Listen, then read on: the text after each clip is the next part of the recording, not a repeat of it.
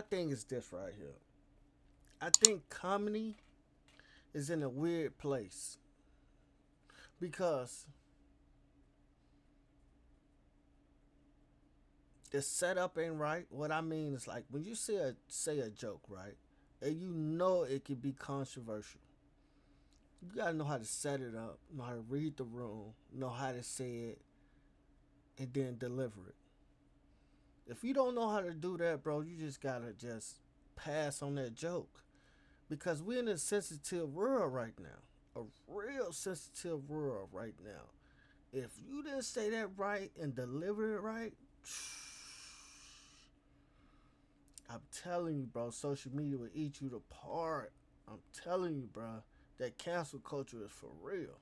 Every man I've been with, I'm still friends with. You know, I'm like, cool, if they're alive. But you know, I'm still friends. I left those See, that's a joke right there. You feel me? That's a joke. jokes there. Yeah. Can I tell you I'm done. something? That can I tell you honestly, and that's what I've been doing in the interviews is telling people, listen, if they had not come with respect and said these are the topics, Yeah. but I didn't know what was going to be said. And I did not know that Tony was going to do the George Floyd joke. Yeah. But when he did it, like I was over there like scribbling on paper and asking God, send me the response. Send me the response like the response to you. Send me the response, but I don't want to be mean-spirited. But with Tony and the George Floyd joke, my only feeling is if you don't have the right response that blows up the room even further, you've set back the cause. Do y'all agree with that? Do y'all agree with that? That's tough right there. I didn't think about that. So sometimes it's say less. If you ain't got nothing good Yeah. to cut his throat with, figuratively about comedy, Yeah. shut the fuck up. Yeah. Because you're gonna make it worse, Yeah. in my opinion. What do you Yeah. think? I agree. I think you nailed it. Yeah. Yeah.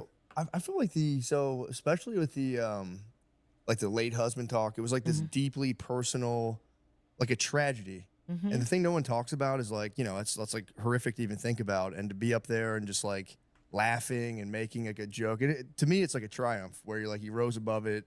You made a big joke out of everything. No one ever talks about that. They're like, That's right. oh, it's. I thought it was. I watched it. I was like, this is beautiful. And then you came up, and I think Shane said a lot of your stuff was kind of like off the cuff, the last minute, Oh, not yeah. even on the. That's crazy. Just off the dome.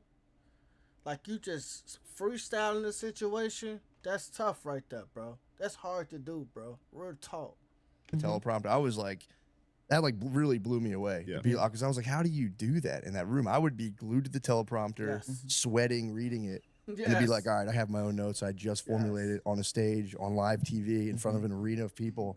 I really was. I was like, this is amazing. Faith in God. Yeah. Ask God, send me the words. Feeling safe, feeling like I'm not being attacked, so I don't have to be defensive. I don't have to be thin-skinned. Culturally, we cracked jokes when he died. We did. We cracked jokes. I mean, I had to call my father and go, "Can you come here and identify the body?" My father was like, "Why?" I was like, "Cause you my daddy. Go on in there." See, that's one thing about black people, bro. We'll take a situation, bro, and we'll make it a joke out of it. And what I mean by that, it's like what she just said about her husband. We don't let greed sit on us. We try to get over things if you real strong. You know what I'm saying?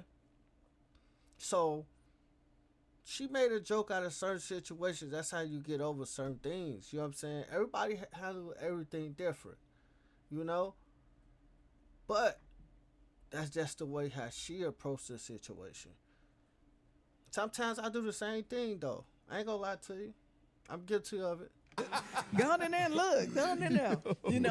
But in stress, sometimes humor equalizes stress. So for me, when I first got to the talk on CBS, one of the first jokes I told was this joke about my best friend Peaches.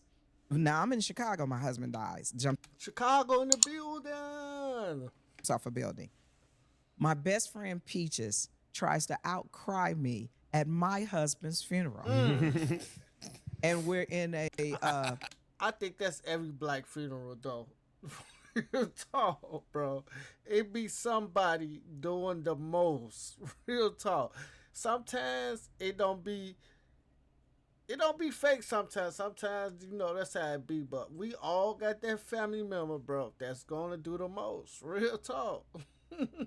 What is it? Funeral home, 71st and Halstead.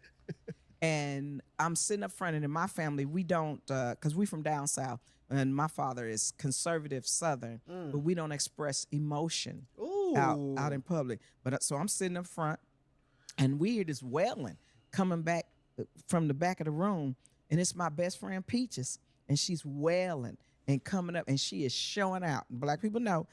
Yes, I like her words. I like how she uses certain words. Yes, I just said that. Some black people just show out. She is showing out at my husband's funeral. Now, her husband is sitting about 4 pews Sorry, back. I'm just thinking about my family at Yeah. a funeral. Is it- If one person showed out, they'd beat their ass. They'd be like, "What are you doing?" Now, we all looking around like, who is that? Yeah. And she's wailing. And so my father is nudging me, and I'm nudging him. I'm like, I don't know what to do. She crying. So I walk up to her, and I put my arms around her. And I go, bitch, the fuck are you doing?